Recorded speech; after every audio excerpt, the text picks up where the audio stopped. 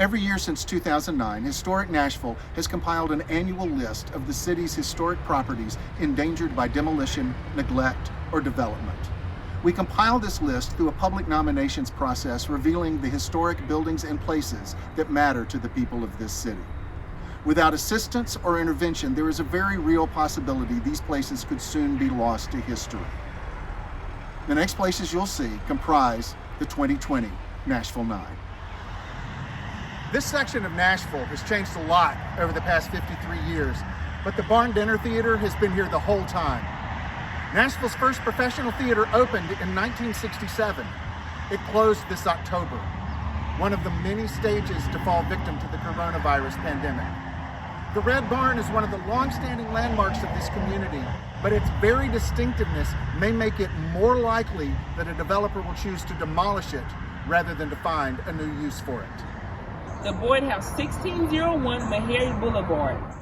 There was not a segment of Nashville's African-American community that was not touched by Dr. Henry Allen Boyd, a Fisk trustee, and his wife, Georgia Bradford Boyd. The house, currently owned by Fisk University, has sat neglected for years with much interior exposed to the elements. It is currently marked for demolition, though a recent state renewed hope it might be saved. This home is a sacred part of North Nashville's built environment and should not be demolished. Firestone Building, located at 2416 and 2418 West End Avenue. Since 1930, these buff-colored brick buildings have stood where 25th Avenue North and Elliston Place split off from West End. This was initially Firestone service stores and a rare example of Art Deco architecture. For the past 35 years, the main building has housed a series of drugstores, most recently a Rite Aid.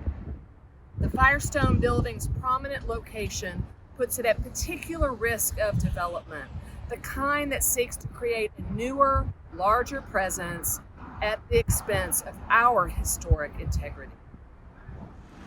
This is the home of Z. Alexander and Grafter Luby. We don't normally think of the civil rights movement as having an architecture. However, Z. Alexander Luby's house is an important example of a building adapted to its historical moment. Luby was the state's most important civil rights attorney and a city councilman when his home was bombed on April 19, 1960.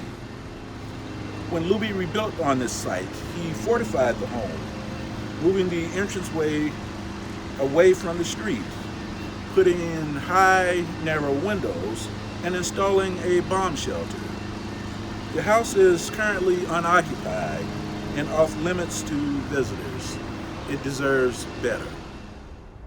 More than 100 buildings in the Nashville area were damaged by the tornadoes in March of this year. Many of them were houses of worship, like the Hopewell Missionary Baptist Church. The church building, which has stood at the corner of 10th Avenue and Monroe Street since its dedication in 1906, was among the hardest hit, and for the second time. The building lost its bell tower to a tornado back in 1999, and it lost it again in March when another tornado followed a similar path. An investment from the community would help this congregation of about 200 rebuild the church building to its former glory. The historic Eldorado Motel.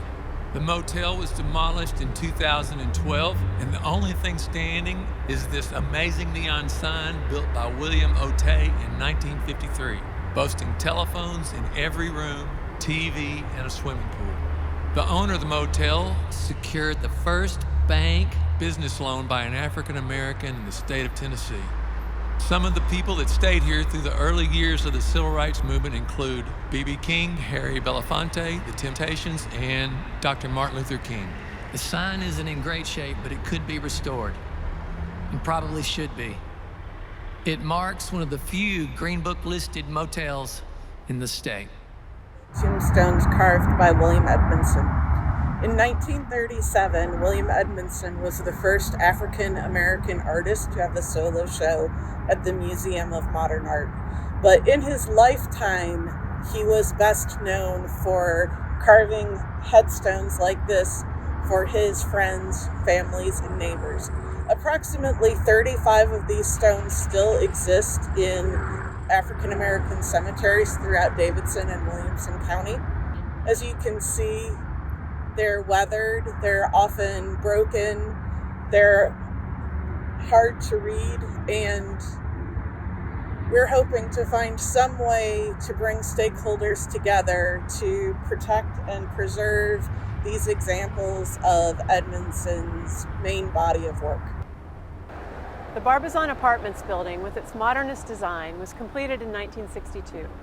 The structure's limestone front entrance facade and its decorative vertical breeze block screens make the 45-unit Barbizon a distinctive mid-century presence in Midtown. Country Music Hall of Fame member Tom T. Hall lived here during his early days in Nashville. Vanderbilt University currently owns these apartments, and preliminary plans for a housing village could result in the building's demolition. We call on Vanderbilt to choose a path that preserves rather than destroys the Barbizon Apartments. Our last property for 2020 is the Tennessee State Prison, which appeared on the Nashville Nine in 2011.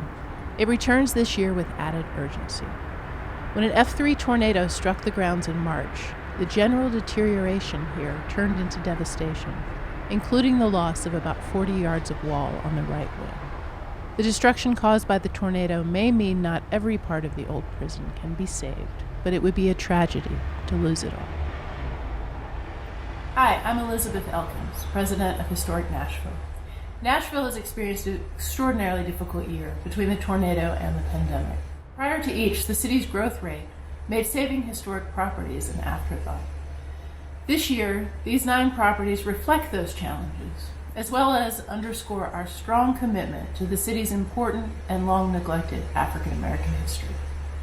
This year, in addition to naming these properties, we want to help honor and preserve the spaces where that history happened by committing $10,000 toward this year's Nashville Nine, with hopes that this will just be the beginning of truly telling these stories. We challenge others in the city to step up and offer actionable contributions to these important properties. Please visit to make your contribution to the Nashville Nine.